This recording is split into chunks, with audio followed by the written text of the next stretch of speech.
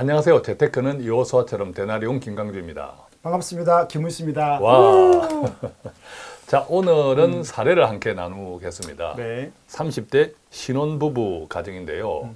지금 형편이 어떻습니까? 좀 지방 남쪽에 지방에 살고 계시고요. 예. 형제가 한 350만 원 정도 벌고 자매가 230만 원 벌어서 적지 않습니다. 예, 580만 원. 580만 원을 좀 벌고 있고요. 예. 전세자금 대출 다 빼고 순자산이 한 2억 정도 있습니다. 와, 많다. 부자입니다. 네. 2억. 네. 예. 대출 빼고 2억이 있고 네. 지금은 이제 전세 살고 있는데 네, 그죠? 네. 지출은 얼마나 쓰나요? 지출은 전체적으로 형제 자매 뭐 11조까지 다 해서 한 350만 원 정도를 쓰고 있습니다. 350만 원 네, 정도 네, 네. 쓰고 있고 네.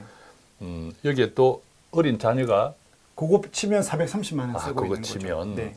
보육비 그죠? 네, 네, 네, 보육비가 80만 원 정도가 네. 포함되어 있고 네, 그래서 네. 그거 타면 월 430만 원 지출하면 580에서 보육비 포함 430만 원을 지출하니까 네. 한 150만 원 정도. 그렇죠. 그 돈이 남는 거죠. 자, 이 가정에는 지금 현안 이슈, 재무적인 이슈가 어떤 게 있다고요? 뭐 교육 쪽에 일을 또 하고 있어서 그 특징이 그게 서울이든 지방이든 교육 쪽 일에 종사하는 분들의 교육 수준이나 예. 내 집만에 대한 수준이 되게 높아요. 예, 일을 해보니까. 근데 이제 여기에 현안은 뭐냐면 가격이 많이 올라서 한 6억 정도 하는 아파트를 이제 준비하려고 하는 거죠. 지방에. 네, 예. 형제는 그거 정도를 사고 뭐 또 시댁이나 또 주위의 친구들이 그 정도는 사야 된다, 빨리 사라 예. 이런 이야기 있었던 거죠. 근데 이제 그렇군요. 자매는 힘들어하고요. 6억이면 한 30평 우리가 일반적으로 예, 32평 정도 되죠. 예, 그러면 평당 거의 뭐 2천만 원이다. 네, 그죠? 2천만 원 정도 되는 거죠. 지역 아파트도 굉장히 비싸다고요. 지방도 너무 많이 올랐습니다. 예. 네. 자, 그러면 이분들께 처음에는 이제 6억 아파트를 이제 눈에 보인다. 눈에 보이는데 이게 또 당장의 재정 형편에서는 네. 만만치 않다. 그죠? 네, 네, 네. 만만치 않은데 어떤 아이디어를 좀 주셨나요? 일단은 우리가 오늘 이 사례를 가지고 나온 게 다 그러지는 않습니다. 그래서 제가 사례를 이야기하면 여러분들이 너무 다양한 삶이 있으니까 예. 그냥 한 부분으로 좀 이렇게 맞습니다. 받아들이길 예. 바라고요. 예. 이게 다다, 이게 진리다 이런 거 절대 아니니까 여러분들이 잘 판단의 기준을 좀 삼았으면 좋겠습니다. 예. 그래서 제가 현장에 상담을 하다 보면 요 몇 년간 집이 다 올랐는데 감사한 거죠. 어떤 집이 올랐던 사람들은. 근데 저는 이제 뭘 보는가 하면 저번에도 이야기했지만 늘 이야기하지만 무리하게 집을 사서 대출을 받을 때 그 현금 벌음이 문제가 된다고 늘 이야기했지 않습니까? 예. 너무 무리하게 사면 몰빵 또 하게 맞습니다. 되면 예. 이 집이 이제 이렇게 사게 되면 4억의 대출을 받아서 집을 사면 주위에서 다 사라고 하는 거니까 그러면 4억에 대해서 돈 내는 게 거의 또 한 140만 원이거든요. 예. 그럼 남는 돈이 그렇죠. 거의 없는 거가 되죠. 예. 네. 지금 현금 2억 정도의 자산이 있는데 네네네네. 이제 그것을 6억짜리 집을 사는데 다 투입해 버리면 그렇죠. 마이너스 4억이다. 그죠? 그렇죠. 그러니까 이제 사람들은 그래도 돈이 오르는 거는 저도 인정이 되고 또 집이 예. 많이 올랐거든요. 예. 근데 이제 문제는 이 자매의 직업관? 그러니까 이 자매의 상태가 문제인 거죠. 예. 자매가 일하기가 좋고 나는 지금 자매가 230만 원 버는데 아이를 맡겨놓고도 나는 일하는 게 좋아. 예. 예, 그러면 그래도 고민은 되죠. 180만 원 남는 돈에서 150만 원을 35년간 예. 원리금을 내고 나면 예. 30만 원을 살 수 있을 것 같아요. 어떠세요? 아유, 못 살겠어요. 아니, 집을 이렇게 두 개가 다 있는 것 같아요. 예. 이러니 사지 마라가 아니고 생각을 잘 해봐야 될 것 같아요. 예. 듣는 분들도 이게 내 케이스라면 라는 이제 생각을 가지고 가정을 하고 한번 고민을 같이 해보면 좋겠어요. 그죠? 집이 오르면요. 그러니까 6억인데 집이 만약에 8억 된다. 그러면 그걸 기대하고 사는 것 같아요. 예. 근데 그게 굉장히 위험한 거죠. 음, 모든 재테크에서 실패하는 사람들의 공통적인 특징 첫 네. 번째는 네. 내 뜻대로 될 거야라는 거죠. 그러니까 대표님 말은 지난 2, 3년간 올랐고 예. 부동산 계속 사람들이 올랐지만 그 자체 너무 몰빵이니까 예. 위험할 수 있다. 그렇죠. 예컨대 30만 원으로 살 수 있는 형편도 많습니다. 그런데 주변의 거주 환경이 달라져야 되는 거죠. 그렇죠. 음. 네, 맞습니다. 뭐 은퇴하신 목사님들 보면 시골에 지금도 계란도 보내주시고 하는 목사님은 월 50만 원 가지고 네, 사세요. 100만 원 아니고도 사십니다. 50만 원도 남는다 그래요. 네. 결과적으로 거주 조건, 거주 환경이 달라지면 네. 그보다 적은 돈으로도 행복하게 살 수 있는데 네. 지금 우리 형제 자매님 가정처럼 이 거주 환경에서는 네. 월 30만 원 가지고는 계속 빚을 질 수밖에 없죠. 정확한 거 짚어주셨습니다. 예. 그래서 제가 뭘 만들어줬는가 하면 이사를 갔다고 쳤을 때 뭐 잠깐 이사 비용이나 물건 사는 건 문제가 아닌데요. 그 동네가 지금 있는 동네보다 교육 수준이 높고 실제적으로 조사해 보니 돈을 더 써야 되는 거죠. 왜냐하면 맞벌이 하니까 맞습니다. 아이를 예, 예. 혼자 놀이터에 둘 수 없거든요. 그래서 결국은 2년, 3년 뒤가 되니 세금도 오르고 그렇습니다. 재산세 있죠. 예. 그래서 지금 30만 원 남는 게 세금 내고 나니 없고 교육비 지출은 뭐 60만 원 나가는 보육비를 쓴다 하더라도 자기들이 그랬어요. 30만 원 가지고는 안 되겠다. 근데 문제가 또 있습니다. 그게 뭐냐면 자매가 일을 하기 힘들어한다는 겁니다. 그러니까 이거를 사람들이 몰라주는 거죠. 예. 그래서 상담을 하면서 아까 대안이 뭐였냐고 여쭤보시는데 대안은 집을 사지 말자가 아니고요. 예. 한 2억 정도 대출까지는 그러니까 저는 자매 보고 쉬워라 그랬거든요. 자매가 제가 쉬워라. 예. 그러니까 집을 작은 거 사고 그렇게 힘들면 아이를 좀 키우고 일을 그만두라고 이야기했는데요. 자매가 상담하다가 펑펑 울었어요. 그러니까 그런 이야기를 처음 들었다는 거예요. 이런. 너무 마음이 짠한데 이렇게 내 마음을 이해해주고 위로해주는 사람이 주변에 없었네. 그게 분위기인 것 같아요. 그죠. 왜냐면 나 힘들어 그래도 야 집이 오르잖아 2억씩. 뭐 누구는 안 힘들어? 맞아요. 나는 안 힘든 줄 알아? 뭐 이렇게 이야기하는데 우리가 좀 영적으로도 생각해야 될 게 집을 사야 되지만 이제 어떤 자매들은 괜찮지만 이 케이스는 저는 쉬어야 된다고 보거든요. 맞습니다. 집이 뭐라고. 아무리 거룩한 뜻을 가지고 정말 그것이 내 소명으로 받은 것이라고 내가 굳건하게 믿어도 네. 피곤하고 지칠 때가 있어요. 있어요. 그러니까 그 인생의 과정에서 이 자매는 너무 제가 볼 때는 정말 일을 그만두고 싶어하는 건데 맞습니다. 예. 근데 감사하게 형제가 또 그거를 동의를 해주고 그래서 상담하는 동안 자매가 그런 말을 딱 듣는 순간 그러니까 눈시울이 막 이렇게 왜냐면 그런 이야기를 못 듣는 거죠. 그러면서 이제 센터장님 사실은 주위에서는 전부 일을 그만두면 안 된다. 일해라 그러지. 네 인생이 중요한 거니까. 그래서 이제 좀 쉬라고 하니까 부부가 쉬는 거로 하고 이제 계획을 잡았어요. 그렇군요. 또 지금 현실 사회가 네. 특히 경단녀라 그러잖아요. 경력 단절, 특히 네네네. 여성에게 경력 단절은 굉장히 상대적으로 굉장히 불편한 구조로 되어 있으니까. 쉬기가 어렵습니다. 그렇죠. 사실은. 주변 사람들의 조언은 네. 아마 현실적인 그것 때문에 네. 그렇게 말씀하시지 않았나라는 생각은 들어요. 그리고 그 현실이 저는 또 맞다고 보고요. 왜냐하면 무작정 쉬면 안 되니까. 예. 근데 이제 이 자매 우리가 짠 건 뭐냐면 되게 좋은 케이스예요. 그래서 집을 구하자. 그래서 왜 그 동네를 원하냐 그러니까 교육 수준이 높고 그러다 보니 아파트가 오를 거다. 그래서 내가 그럼 아파트로 돈 벌 계획이 있냐? 또 그렇지는 않는데 교육 때문에 그렇다.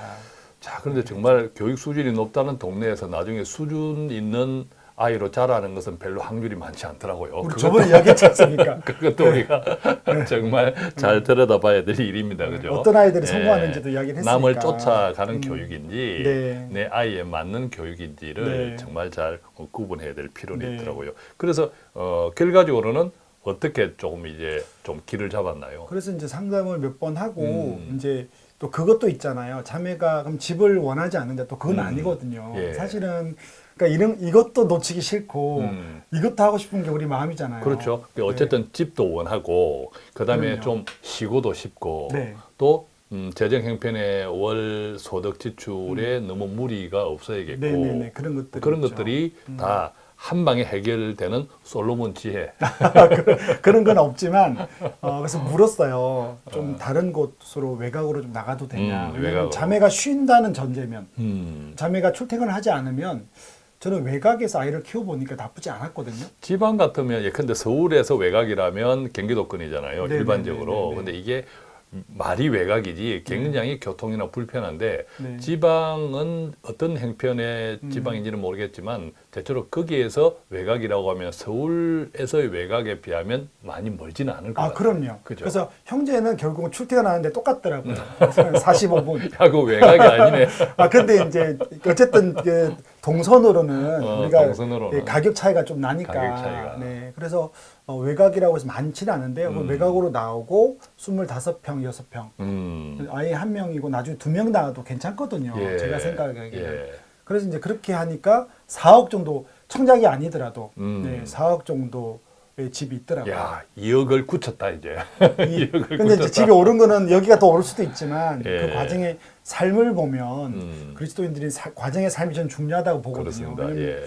자매가 그렇게 집을 샀으면 제 생각에 늘 이야기하지만 이 자매에게는 지옥 같았을 거다. 맞습니다. 하기 싫은 예. 일을 해야 되니까. 예. 예. 그래서 그럼 2억 대출은 또 있는 거죠. 근데 2억이면 원리금으로 70만 원 정도 내거든요. 예, 그렇게 되고 또 자매가 11조를 안 내죠. 예. 그래서 계산해보라 그랬어요. 그래서 자매가 그 보육비를 빼고 나면 한 200만 원, 250만 원, 260만 원 정도의 지출로 줄여지더라고요. 그래서 그게 어떻게 줄였는가 하면 11조가 한 25만 원 줄었고요.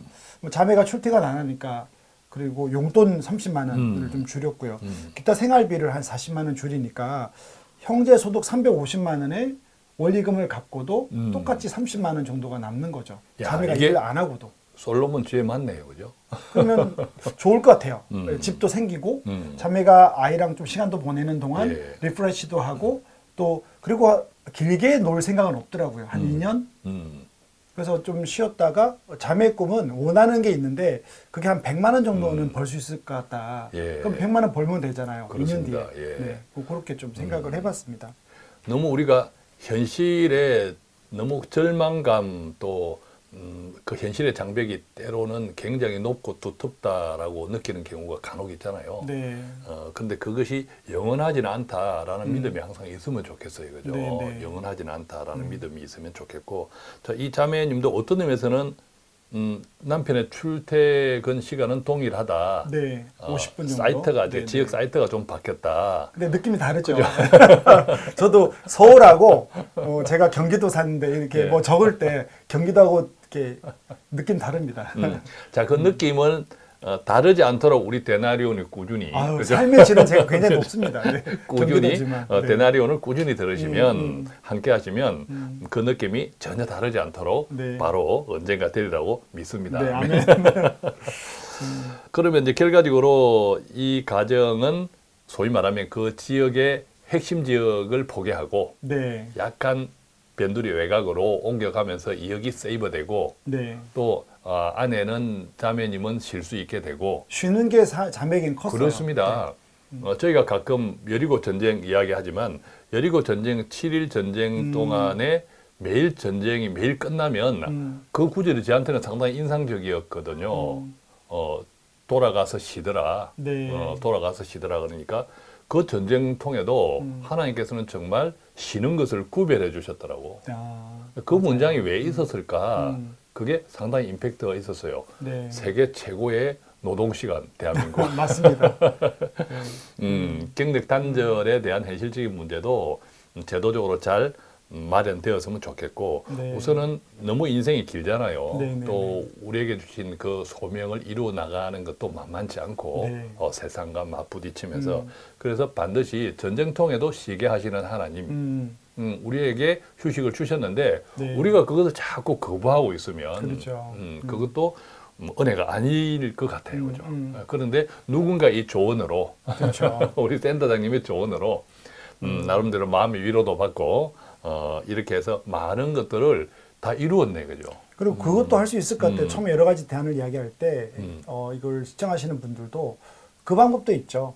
굳이 그 교육이 좋으면 자매가 쉬고 전세로 가면 되는데 이제 그렇게 됐을 때 뭐라 그럴까 또 집에 대한 욕구나 집이 올랐을 때에 대한 불안감을 있더라고요. 그래서 두 가지 선택을 할 수 있을 것 같아요.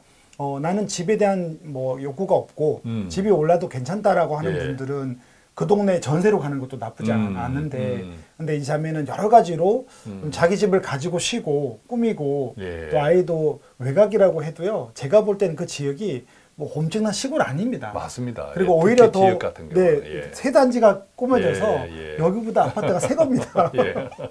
네, 그래서 좀 그렇게 했는데 일단은 우리가 이런 것도 정할 때 놓여진 삶을 좀 깊이 생각하고 하나님이 어떤 걸 기뻐하실까? 그리고 내가 아까 말씀드린 인생을 길게 볼 때 이 자매는 분명히 몇 년 뒤에 100만 원부터 출발하지만 이 부부가 행복한 인생을 살 거라고 예. 믿습니다. 잠시 쉴 때 네. 새로운 재충전이 결국 새로운 아이디어, 새로운 네, 생각이잖아요. 네, 네. 그것이 다시 일을 시작할 때 엄청난 아이템으로 나올 수도 네. 있는 거죠. 네. 자, 오늘은 이렇게 해서 30대 신혼부부의 현안, 현재의 재정적인 이슈를 중심으로 또 가정에 또 이 두 분이 살아가는 여러 가지 모습들을 함께 좀 비추어 보면서 나누어 보았습니다. 이런 가끔 저희가 사례 이야기를 오늘처럼 하는데 그때마다 우리의 형편들은 다 다르지만 또 형편들이 계속 또 달라지니까 맞습니다. 사례가 내 사례다 생각하고 네. 같은 마음으로 조금 생각해 보시고 또 그러는 동안에 함께 기도해 주시면 참 네. 좋을 듯 합니다. 자, 오늘 데나리온도 아주 훈훈한 솔로몬의 지혜로 맞습니다. 잘 마무리되었다고 생각합니다. 자, 저희는 여기서 맺겠습니다. 고맙습니다. 감사합니다.